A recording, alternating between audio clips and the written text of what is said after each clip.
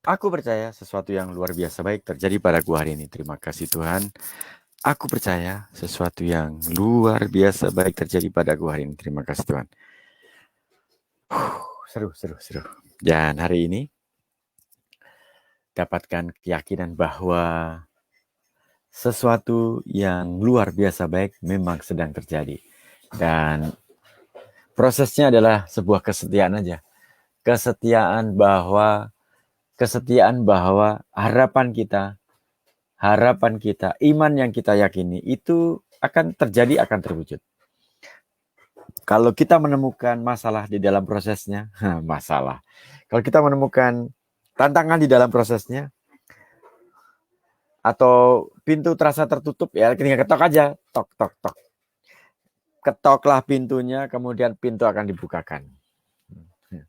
Gitu aja. Itu tanda bahwa kita memiliki keyakinan bahwa kita memiliki harapan, dan harapan itu harus dijaga. Yang terbesar dari yang kita lakukan adalah bagaimana menjaga harapan itu. Setidak-tidaknya gini, bagaimana kita lalu memiliki stamina yang cukup untuk menjagai benih yang sudah kita tanam. Kata kuncinya adalah stamina.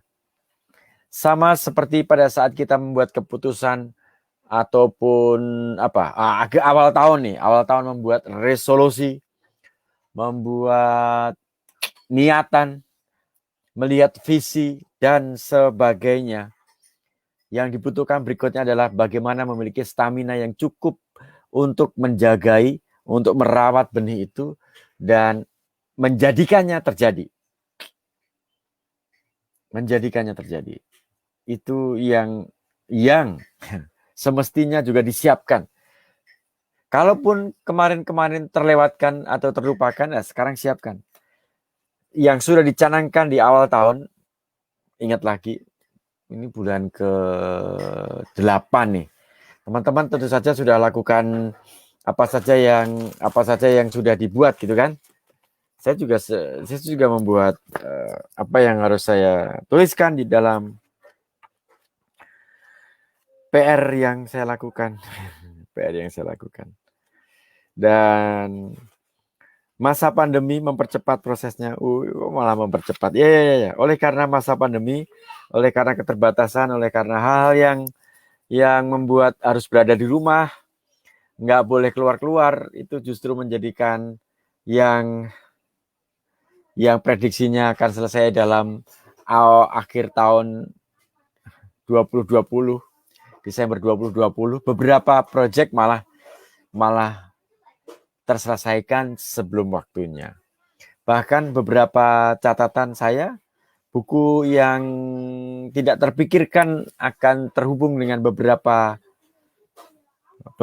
coach luar biasa, akhirnya justru kesampaian, walaupun hanya satu artikel, itu sungguh-sungguh sangat melegakan. Mind Inspiration for Grateful Life sudah selesai dan sudah sebagian terjual, tinggal sebagian lagi masih bisa disiapkan kalau teman-teman Bapak Ibu memberikan diri untuk mau membaca ini. Ada jadi jualan ini. Ini gara-gara status bahwa ternyata berjualan itu menyenangkan. Jadi setiap sesi kayaknya ada unsur-unsur jualan. Padahal ini kan mengalir saja sebenarnya, tidak dalam intensi untuk menjual. Intinya adalah ketika Bapak Ibu mau membeli buku atau mengharapkan dapat bukunya itu, Mind Inspiration for Grateful Life, akan dapatkan pendampingan selama 30 hari. Selama 30 hari untuk jurnal bersyukur. 30 hari. Terima kasih untuk dapat kesempatan ngomong tentang buku. Kemudian ini sedang proses untuk buku yang ke berapa? Bersama-sama itu buku yang ke-1 Six Habits, 2 Grateful Life, 3. Ternyata baru yang ketiga ya. Yang ketiga, dan sempat dulu pernah ngenger. Pernah ikut sama coach yang luar biasa di kelasnya Coach Surya. dan buku sudah jadi 110 halaman. Terkendala untuk masalah, saya punya hambatan dalam masalah pencetakannya. Namun demikian, semoga ini juga akan segera terjadi. Semoga juga akan segera menyusul. Kemudian ada juga proyek bikin workbook untuk jurnal bersyukur, dan salah satu juga ada, saya bikin proyek namanya GRS. GRS itu gotong royong system. Get Rich System. Karena topiknya sudah masuk ke area, salah satunya adalah area keuangan, maka mau nggak mau harus membahas ini secara lebih intens. Itu alasannya juga sekalian ke teman-teman semuanya, ke grup WA, untuk kenapa di bagian tertentu kemudian saya tidak menjadi agak sedikit menarik diri. Bukan oleh karena saya nggak suka, bukan oleh karena saya kemudian nggak memperhatikan, nggak peduli, saya masih komen, masih nyimak. Namun demikian, ada sesuatu yang saya lebih fokuskan, karena kita semua belajar. Dalam jurnal bersyukur kita belajar tentang ketika kita memberikan perhatian secara intens pada sesuatu, maka energi kita itu menjadi membesar untuk bagian apa yang kita kasih intensi lebih besar. Jadi, saya juga mengkhususkan untuk mempelajari area-area tertentu yang menurut saya kali ini perlu diberikan intensi lebih besar. Bersyukur juga kemarin dapat kesempatan untuk ngobrol bersama dengan orang-orang yang luar biasa. Dan proyek juga tentang buku juga sedang disiapkan. Dan ini tahun yang luar biasa menurut saya, tahun 2020 ini.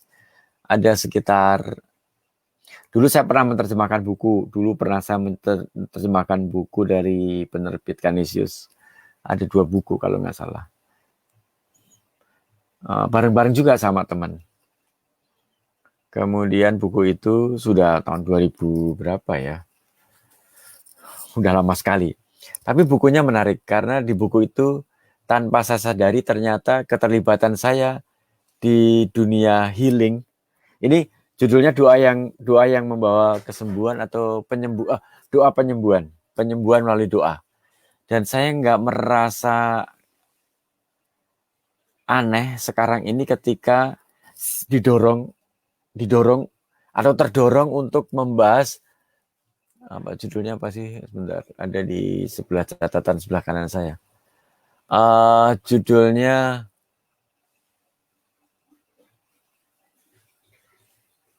sebentar, saya ambil ya.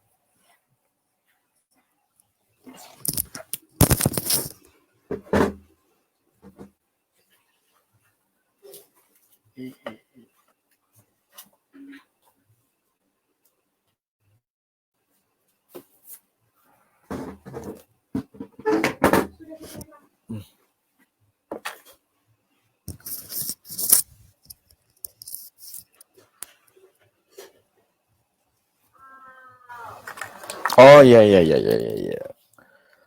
Judulnya, saya menerjemahkan ini. Judulnya nih, Kuasa Penyembuhan Doa. Dari Canisius. Dilakukan bertiga. Saya menyebutkan nama-namanya, semoga orang yang bersama saya sedang mengerjakan ini. A. Rosari Bluluci, Paulus Triwahyudi, dan Susi Indreswari. Wah, 2005 ternyata. Cetakan kedua itu 2007. Cetakan kedua 2007. Cetakan kelima itu 2010. Cetakan kelima 2010. Berarti terakhir 2010. Kemudian buku yang berikutnya ini, Mind Inspiration for Great Life. Tinggal beberapa buku lagi. Kemudian tinggal beberapa cetakan lagi. Kemudian sedang dalam proses Second Change bersama Coach Asari.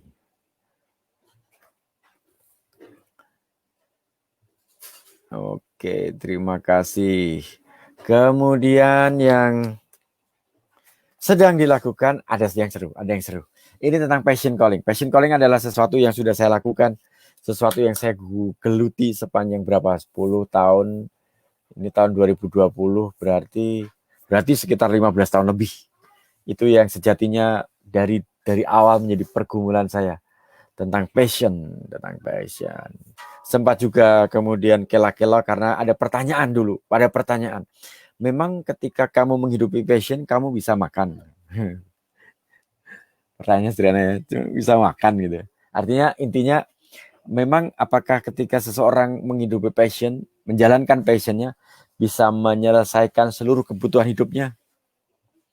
Oh, di masa itu kemudian saya juga mempertanyakan diri saya sendiri di antara ego dengan karya, kayaknya di sesuatu yang luar biasa banget. Kemudian di satu titik menemukan bahwa oke, saatnya saya memang sungguh suka menentukan apakah passion yang saya lakukan ini bisa menghidupi saya.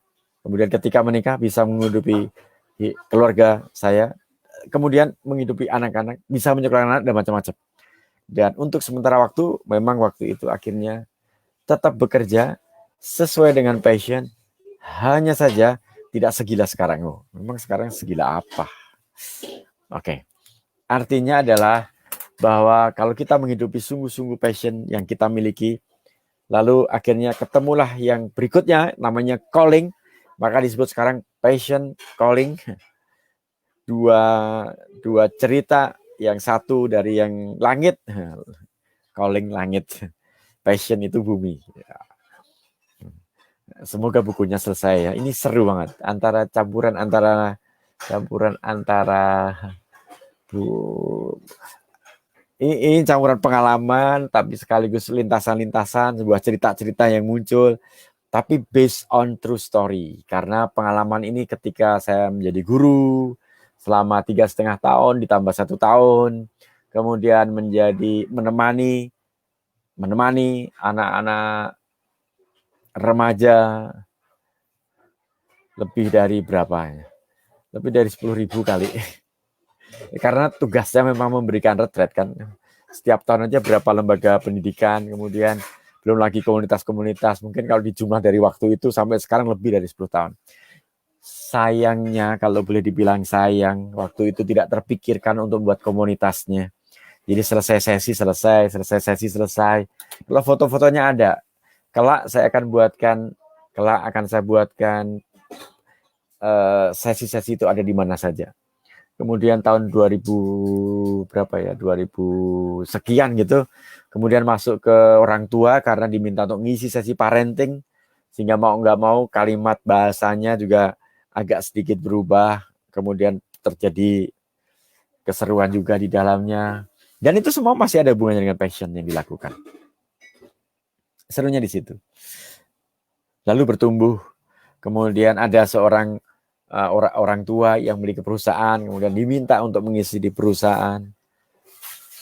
Kalau biasanya parenting, kemudian dunia kanak-kanak, ngisi di perusahaan, ngisi apa ya kira-kira?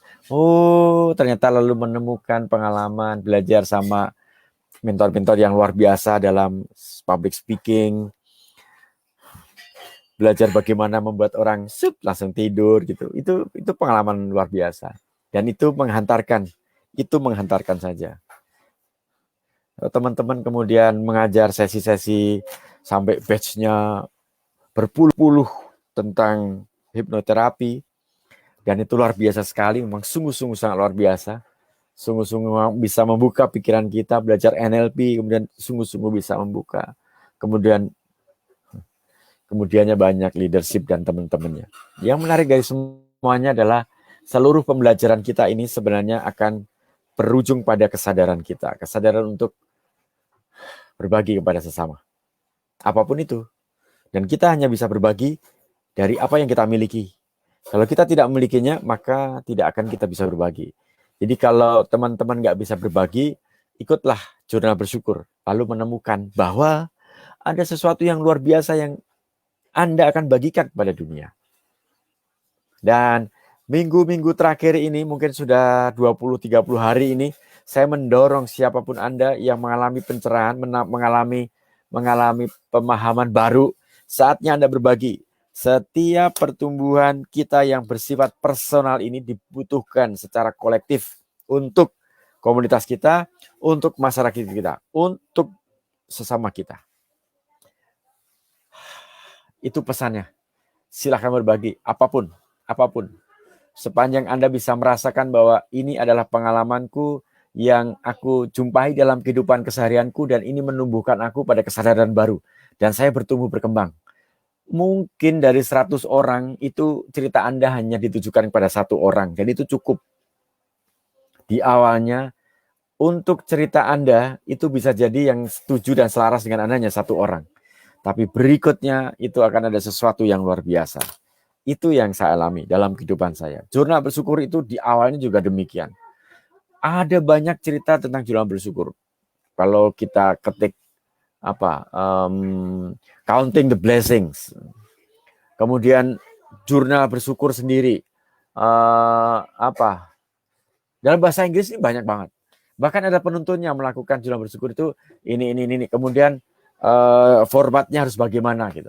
Nah, di kursus bersyukur kita sedang juga di dalam prosesnya untuk membuat alur, membuat workbooknya, buku kerja jurnal bersyukur.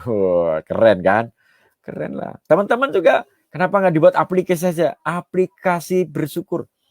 Saya sih mendengar juga katanya udah ada dan teman-teman banyak bisa menemukan aplikasi bersyukur juga. Kayaknya saya sih belum pernah. Saya juga pasti akan segera cari informasinya.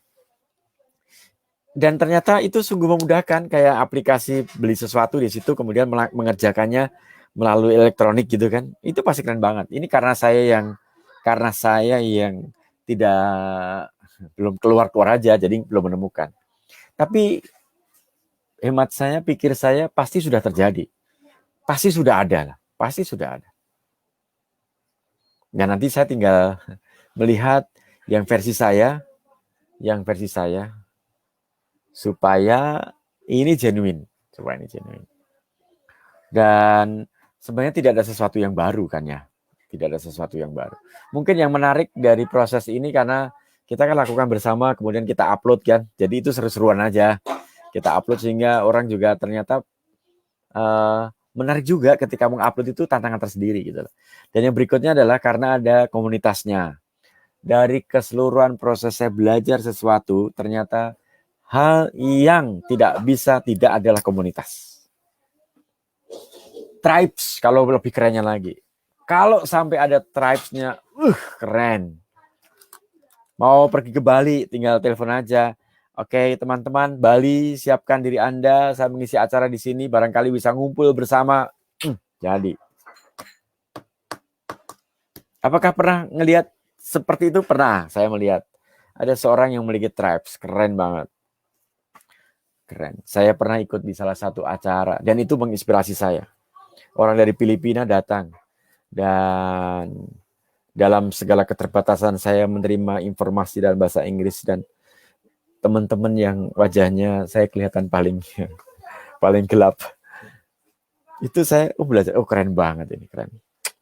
Menjadi pendengar, pendiam, observer, melihat, dan bersyukur memiliki teman-teman yang luar biasa di situ. Walaupun secara keanggotaan saya belum ada di situ, tetapi dapat undangan untuk ada di sana. Dan tahu banget, nggak hanya di Indonesia, keren banget.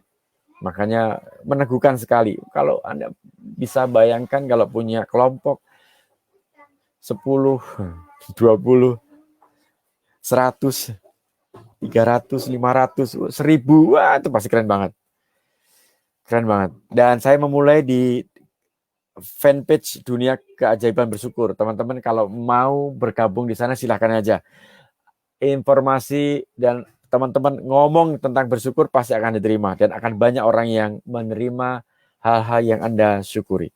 Nanti kalau Anda, teman-teman membuat kesalahan dalam formatnya, akan dengan senang hati mereka memberikan informasi. Oh, kalau di awal tahapnya begini. Mereka akan berbagi, dan saling meneguhkan. Kelak kita akan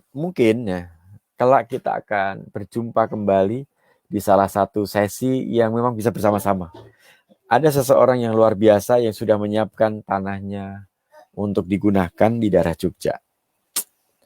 3 tempat malah. Itu kan keren banget. Jadi kelak kita akan memiliki kesempatan untuk berlatih meditasi bersama gitu kan. Atau meditasi versinya jurnal bersyukur. Seru juga itu. Seru juga pastinya ya. Jadi masuk ke ruangan aja kita udah bisa masuk ke lahan di mana tempat kita untuk berkumpul aja pasti udah merasakan mood yang berbeda, merasakan kalau teman-teman aura ngomong aura ya auranya berbeda. Dan kita bisa merasakan kan ruangan-ruangan, tempat-tempat, orang-orang di mana kita bisa berjumpa dan merasakan ada keteduhan tersendiri, ada perasaan nyaman, ada perasaan damai gitu. Dan semoga kita menjadi dan mampu menjadi berkat bagi sesama. Kita izinkan diri kita untuk menjadi berkat bagi sesama. Oke, saya memilih untuk setia. Setia pada tujuan yang sudah saya tetapkan. Setia. Jadi clear dari awal.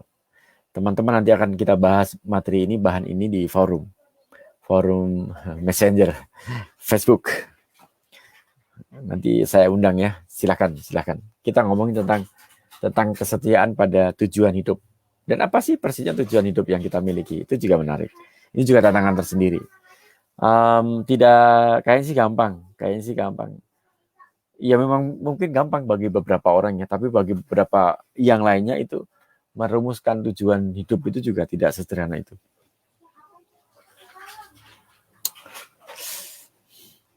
Saya menemukan bahwa ternyata analisis SWOT itu juga bisa berlaku untuk diri sendiri. Sementara ini kalau kita membahas SWOT itu selalu urusannya dengan perusahaan, dengan tim gitu. Ternyata untuk diri sendiri juga berlaku loh SWOT. Itu keren. Ternyata metode SMART itu betul-betul smart gitu kan. Smart, spesifik. Itu ternyata juga smart bener gitu. Nah, apakah ini karena menemukan polanya sehingga memang itu berjalan, berlaku, it works for me? Ya mungkin. Tapi saya yakin juga teman-teman juga pasti menemukan itu. Proses-proses di mana ketika Anda sungguh-sungguh serius dan mau serius dan menseriusi dan menterlibatkan diri dan engage terlibat di prosesnya, passion Anda akan menghidupi hidup Anda. Awalnya Anda menghidupi passion Anda. Kemudian passion akan menghidupi diri Anda. Dan oleh karena kesadaran yang lebih tinggi bahwa ada calling, ada panggilan yang lebih melampaui dari passion kita, maka kita dibimbing oleh calling itu, oleh tujuan kelahiran kita itu. Dan memilikinya menjadikan hidup tidak akan pernah sama lagi. Life will be never the same. Hidup tidak akan menjadi sama lagi. Karena setiap hari adalah hari yang baru. Karena setiap hari adalah berkat baru. Karena setiap hari adalah hari baru.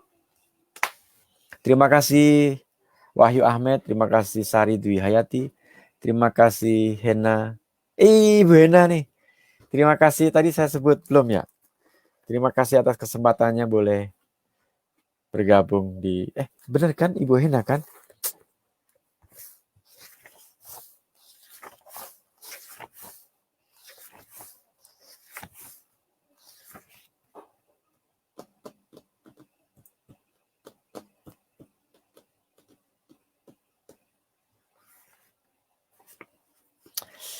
Rosalia, Darni Lawati, Francisca Hemawati, Bernadette Dwi, Winur Bawati, Oke, Ida Ayu, Irin Herawati, Ida Ayu. Oke, terima kasih. Nah, ini Pak Dr. Andri Wisnu. Terima kasih atas perhatiannya. Terima kasih. Semoga kita juga sempat berjumpa kembali dan ngobrol banyak, belajar dari dokter. Pasti semoga kita dimampukan dan diberi umur yang panjang serta kecukupan sehingga kita bisa berjumpa untuk berbagi cerita. Terima kasih. Jadi memilih setia. Aku percaya sesuatu yang luar biasa baik terjadi padaku hari ini. Terima kasih Tuhan. Dan saya berharap selalu dan memohon karunia-Nya semoga tetap memiliki kesetiaan untuk menjalani hal-hal yang harus dijalankan, tanggung jawab yang harus dilakukan, tanggung jawab yang harus dilakukan, dan tanggung jawab yang dilakukan, dan melakukan tanggung jawab sebagai kasih, dan memberikan dan menjawab panggilan dan menjalaninya dengan penuh kasih dan tanggung jawab juga. Dan semoga itu semakin menguatkan dan menumbuhkan. 5 hari lagi kita akan berada di sesi YouTube Dunia Keajaiban Bersyukur. Saya sudah memiliki sekitar 100 mungkin lebih ya. Karena setiap kadang-kadang sehari itu bisa siaran 2 kali sehari. Jadi kalau kita lihat sekarang hari ke-95 berarti mungkin sudah lebih dari 100 live FB. Dan itu karena saya mengerjakan sendiri, maka ya sepotong-sepotong lah nanti ya. Sempat dulu juga Pak siapa ya dulu ya, Kang siapa ya dulu ya, yang sempat minta izin, sempat minta, saya kemudian sangat bersyukur bahwa ada seseorang yang beri perhatian yang luar biasa. Cuma waktu itu nggak di follow up, belum di follow up karena saya sendiri juga nggak terlalu yakin apakah saya sanggup dan mampu membuatnya. Semoga nanti bisa terhubung kembali. Dan ada 100-an lah Facebook live, ditambah lagi dari Coach Andi Iwan. Coach Andi juga mengajak untuk live dan akan segera disambung untuk yang sesi follow up. Kemudian ada siapa lagi? Coach Happy Yohanes. Kemudian juga siap untuk sesi follow up, artinya itu aja sudah 2 kali, berarti 4 kali sesi. Orang yang luar biasa yang pertama mengajak saya live pakai Zoom, Coach Patrick, Mas Patrick, itu saya harus mengucapkan begitu banyak terima kasih karena beliaulah kemudian saya bisa memiliki ruang untuk berbagi dan dapat mainan baru. Untuk ternyata kalau dulu ada sesi di mana di depan kamera itu rasanya ngeblank gitu. Padahal idenya banyak sebelumnya, kemudian ngeblank gitu. Sekarang kalau di depan kamera terus tiba-tiba aja ngomong apa ya, buat sketnya, ngomong ini, nanti penutupnya ini jalan. Terima kasih Coach Patrick. Kelak lagi ya, karena saya akan ada kelas terkait dengan bagaimana untuk men-set up bukan hanya mindset tetapi body of set of body. Set of body artinya ada yang memang mengubah di mindsetnya, mental blocknya, jadi mental block itu harus dibongkar atau dipertebal. Dan ada sesinya itu, kemudian kayaknya seru kalau di ending sesi itu ada berjalan di atas bara api. Wah, itu keren banget. Saya dapatkan 2 sesi itu, sesi berjalan di atas bara api, dan menemukan bahwa pengalaman itu pengalaman yang mengubah.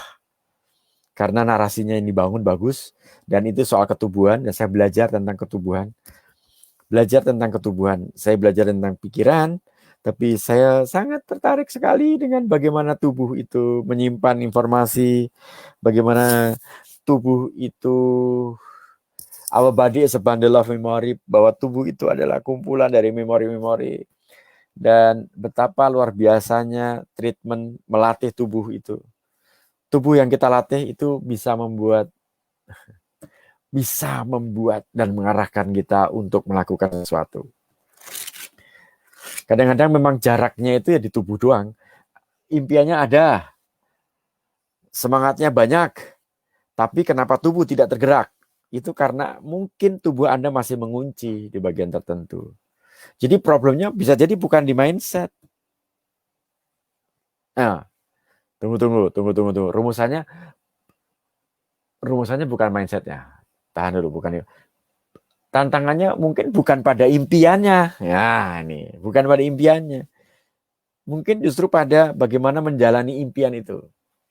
Dan kadang-kadang impian itu atau harapan atau apapun yang kita afirmasikan kenapa nggak selaras gitu. Ya bisa jadi keselarasan itu kan pikiran, perasaan, dan tubuh. Dan kita itu sungguh-sungguh menyadari bahwa mindful itu kan perasaan dan pikiran itu perasaan dan pikiran itu ada di satu tempat gitu. Antara perasaan dan pikiran. Bukan full of mind, bukan kebanyakan pemikiran, bukan. Tapi mind yang bahasanya mind yang seolah-olah gitu. Iya, dan itu diantar oleh pengalaman ketubuhan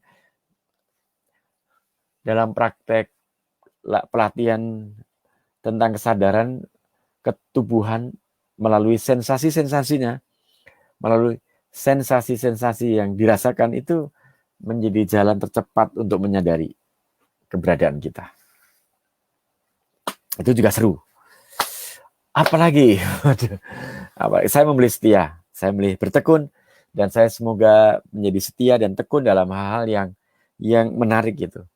Sesuatu sederhana yang menarik, sesuatu yang sederhana yang menarik saya, dan kita memberikan perhatian yang banyak ke sana.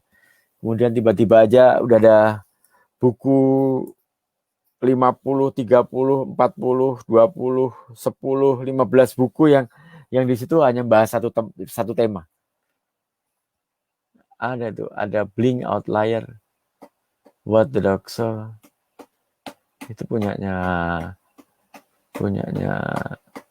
Malcolm Gladwell. Itu buku-buku bagus. Itu idenya bagus. Dan cara penyampaiannya juga keren. Sapiens juga bagus. Yuval Noah Harari. Itu juga bagus. Seru lah membaca buku itu. Semoga kalau bisa menulis buku yang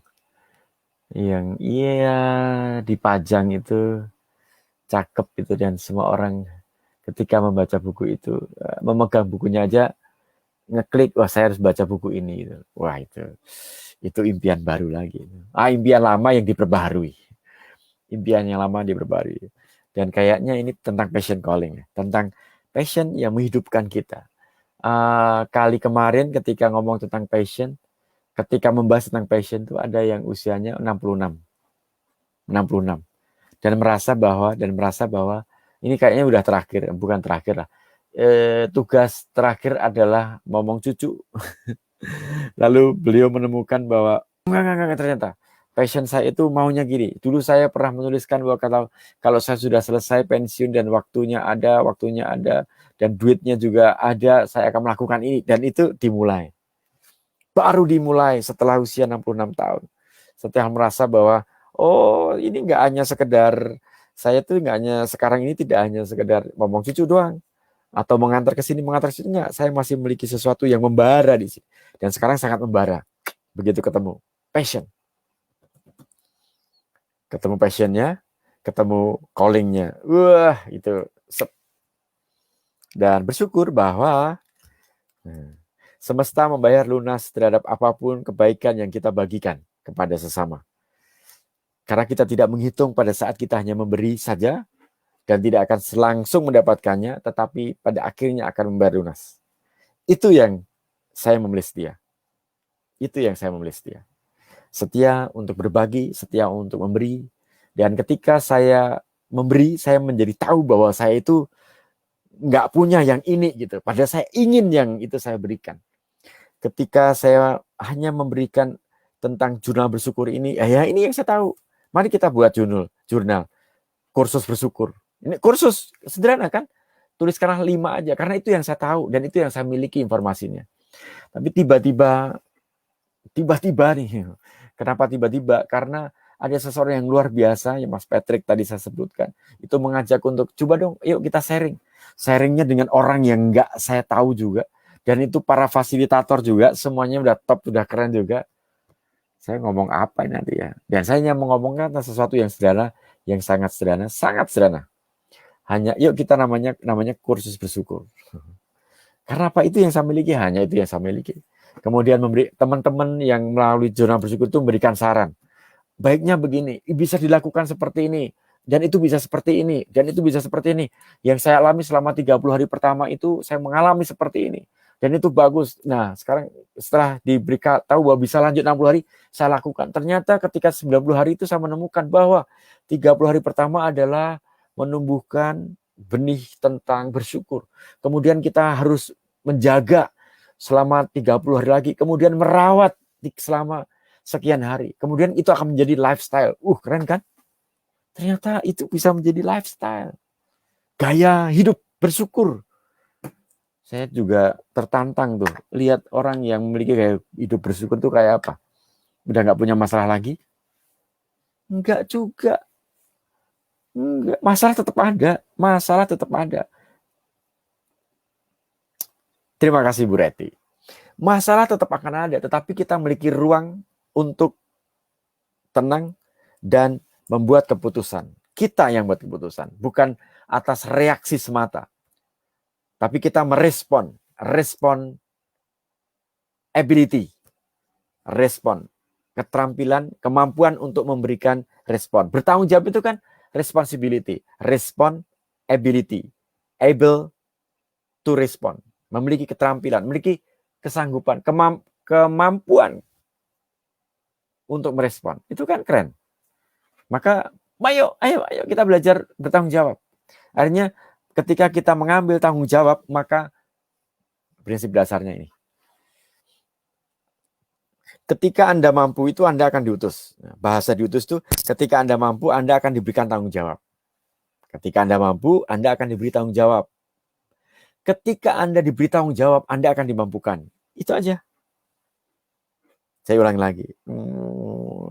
Ketika Anda mampu Anda akan diberi tanggung jawab. Dan biasanya tanggung jawabnya lebih kan. Satu. Yang berikutnya adalah ketika Anda diberi tanggung jawab, Anda akan dimampukan. Bahkan pada saat Anda diberi tanggung jawab itu bisa jadi Anda nggak mampu. Bisa jadi karena apa? Anda, saya, kita membuat keputusan atas ketidakmampuan itu. Karena bisa jadi karena kurang percaya diri. Dan bisa jadi memang nggak mampu. Hanya saja ketika kita mengambil tanggung jawab itu, maka kita akan dimampukan. Kita akan dimampukan. Prinsip dasar yang akan menjadi kekuatan kita yang harus kita setia di sana adalah kita itu mungkin hanya punya sedikit aja. Yang kita mampu itu hanya sedikit. Percayalah, hai orang-orang. Mari kita percaya bahwa nanti Tuhan yang akan menggandakan apa yang kita miliki ini. Nanti Tuhan akan menggandakan. Nanti Sang Pencipta yang Maha Kuasa, yang Maha Besar itu akan menggandakan. Jadi apa yang kita miliki? Saya bisa mengajarkan kursus bersyukur. Itu aja. Kemudian teman-teman melalui tantangan-tantangan, pertanyaan-pertanyaan, sanggahan-sanggahan, dan masukan-masukan. Itu saya ditumbuh kembangkan tuh. Oh, kenapa Coach PTW, kenapa Pak Tri nggak buatkan semacam buku panduan saja? Tuh kan, buku panduan kan. Dan ada seseorang yang sudah membantu untuk monetizing-nya. Membuat iya, kalau buku itu bisa begini, dibeginikan, nanti begini, itu bisa laku juga. Oh iya? Ketika Anda bertanggung jawab, maka Anda akan dimampukan. Ada siapa ini yang memberikan komen? Diamond Mariam. Siapa Diamond Mariam? Kok kayaknya saya belum... Ini baru pertama kali nih. Ya, terima kasih sudah terhubung. Terima kasih sudah terhubung. Itu. Responsibility. Dan apalagi diberikan kasih di sana. Tanggung jawab dan kasih. Kita mengambil tanggung jawab itu, responsibility. Kita mengambil tanggung jawab itu dan kita melakukannya dengan penuh kasih. Maka apapun yang menjadi tanggungan Anda, apapun yang diletakkan di punggung Anda, itu akan terasa ringan. Karena memang semua beban yang diberikan itu, kok ngomongnya jadi beban ya? Iya beban, sebenarnya beban lah. Karena apapun yang dilimpahkan kepada kita itu sejatinya ringan. Kalau kita membawanya dalam rasa tanggung jawab dan kasih tadi itu. Tanggung jawab dan kasih itu tentu saja diletakkan. Saya meyakini kalau teman-teman yang meletakkan porsi pada tanggung jawab dan kasih, pasti ada doa di sana. Pasti ada doa di situ. Bahwa saya mengambil tanggung jawab ini. Jadi ini menjawab salah satu pertanyaan dari salah satu orang peserta jurnal bersyukur, saya merasa ini kesalahan orang lain, tetapi kenapa saya harus mengambil tanggung jawab gitu. Oke, pertanyaannya, yakin itu bukan sesuatu yang Anda, bukan kesalahan Anda? Bukan, ini juga bukan. Saya sudah melakukan ini dengan baik, tapi ini saya menjadi khawatir aja, saya menjadi khawatir. Nah, apakah kekhawatiran Anda itu sudah clear? Datangnya dari mana? Sudah, datangnya dari itu. Oke, kalau gitu apa yang dilakukan? Saya sih mau dia berubah. No. Penderitaan datang ketika kita ingin mengubah orang lain menjadi seperti kita inginkan. Penderitaan datang ketika kita ingin mengubah orang lain menjadi seperti yang kita inginkan atau kita harapkan. Maka sejatinya yang perlu pertama kali berubahlah diri kita sendiri. Apa yang sanggup saya lakukan? Apa yang sanggup sejauh saya bisa lakukan? Ambil tanggung jawab itu. Ambil tanggung jawab itu. Pada saat kita mengambil tanggung jawab itu, terima dengan penuh kasih. Terima kasih. Apakah kemudian tanggung jawabnya akan berkurang? Enggak juga. Cuma pasti suasananya menjadi berbeda. Dan itu hanya bisa dirasakan. Apakah Anda berkeluh kesah pada saat melakukannya? Atau muncul pertanyaannya nih, jadi pertanyaannya nih, seru nih jadi pertanyaan kalau pertanyaan dimunculkan nanti. Apakah model pertanyaan yang muncul itu adalah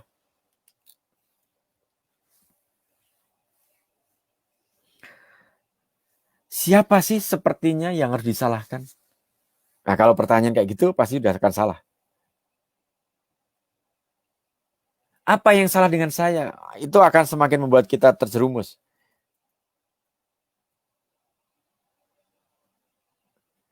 Apa yang salah dengan mereka? Kenapa aku harus dimasukkan ke dalam kelompok yang seperti ini? Mengapa saya gagal lagi? Mengapa mereka begitu bodoh? Itu kan selalu yang kondisinya menyalahkan. Reaksi otomatis berfokus pada kesalahan. Hubungannya adalah menang kalah. Enggak, sekarang kita melampaui hubungan menang kalah. Melampaui hubungan menang kalah. Kita ambil tanggung jawab. Ya, ngomongnya sih gampang. Iya, memang ngomongnya gampang. Tetapi kita menyadari bahwa dalam keterbatasan kita. Dan ketika nanti kita menemukan kesulitan, apa yang kita lakukan?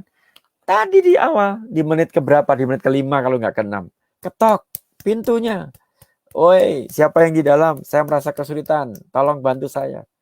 Kalau pintu itu ketutup, ketok pintu yang lain. Ketok pintu yang lain. Tanyakan, apa yang terjadi? Apa yang berguna di sini? Apa yang saya inginkan juga ingin terjadi? Apa yang bisa saya pelajari? Apa yang bisa dipikirkan dengan kejadian seperti ini? Apa yang sejatinya ada dalam diri saya? Ini bentuk-bentuk refleksi yang kemudian apa pilihan-pilihan yang bisa saya lakukan? Kalau nggak bisa, tinggal ketok. Kalau nggak bisa lagi, ketok pintunya yang lagi. Lalu kita akan fokus pada melampaui menang kalah menuju kepada saling memenangkan. Apa yang bisa saya menangkan dari sini? Dan apa yang bisa saya bantu orang lain untuk menjadi menang juga? Dan saya memilih untuk setia menjalani ini. Anda juga memilih untuk setia. Godaan besar. Good, bagus. Mari kita memilih untuk senantiasa setia. Aku percaya sesuatu yang luar biasa baik terjadi padaku hari ini. Terima kasih Tuhan. Aku percaya sesuatu yang luar biasa baik terjadi padaku hari ini. Terima kasih Tuhan. Ketika kita mampu, kita akan diberikan tanggung jawab lebih besar. Ketika kita diberi tanggung jawab lebih besar, kita akan dimampukan. Tidak ada satu orang pun yang bisa menyakiti hatiku, hingga aku mengizinkan sakit hati. Aku mengambil tanggung jawab atas apapun yang menjadi respon yang saya berikan kepada orang lain. Aku mengambil tanggung jawab itu. Dan saya menjalaninya dengan penuh kasih. Membawa dalam doa-doa. Bahwa apapun yang datang kepada kita, itu akan menjadi ringan. Akan menjadi ringan. Kalaupun itu masih terasa berat, kita tinggal ketok. cari orang yang bisa membantu kita. Dan semesta akan bayar lunas apapun yang sudah kita lakukan. Bahkan tidak hanya sekedar membayar lunas, bahkan ada bunganya, ada buah-buahnya. Dan aku percaya sesuatu yang luar biasa baik terjadi pada gua hari ini. Terima kasih Tuhan. Keseruan apa lagi yang akan kita jumpai di sepanjang hari ini? Terima kasih. Selamat malam. Terima kasih untuk Ibu Reti, terima kasih untuk Diamond Mariam. Kemudian untuk teman-teman semuanya, terima kasih Nita Margaret Runtu, Dr. Andri Wisnu, Anwar Samsudin, Elsianita Simanjuntak, Coach Witanarko Utomo, Francisca Teresia, Coach Antonius Arif, kemudian ada Yogi Kurniawan, Ibu Reti, dan teman-teman yang tidak bisa disebutkan satu persatu, oleh karena di monitor saya nggak bisa kebaca. Terima kasih untuk semuanya dan semoga kita besok akan berjumpa kembali dan kita semoga saling bisa berbagi, saling bisa menginspirasi dan semoga dunia ini dipenuhi dengan keajaiban yang bisa kita jumpai dalam kehidupan kita sehari-hari. Terima kasih dan selamat malam.